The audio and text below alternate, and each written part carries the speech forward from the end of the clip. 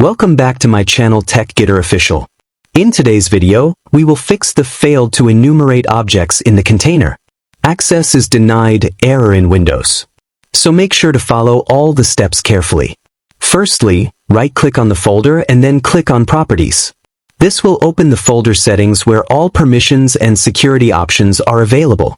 After that, click on the Security tab. Here you can see which users have access to this folder and what kind of permissions they have.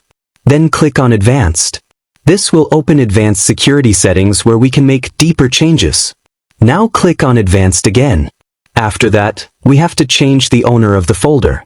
Because without proper ownership, Windows will block any modification attempts. Then click on Find Now.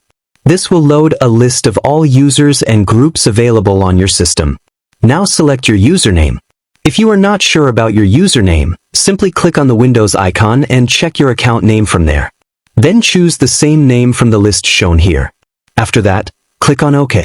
Now tick the box which says Replace Owner on Subcontainers and Objects. This step ensures that all files and folders inside also get the same ownership. After this, move down and tick the box which says Replace All Child Object Permission Entries. This will remove old permissions and apply new ones to all items inside the folder. Then click on Apply and then OK. Now Windows will start processing the changes. Depending on the size of the folder, this may take a few seconds or even a couple of minutes. During this process, Windows is updating permissions for every file inside the folder. Once the process is complete, close all the windows. Now try to open, edit, or delete the folder again. You should no longer see the Access is denied error.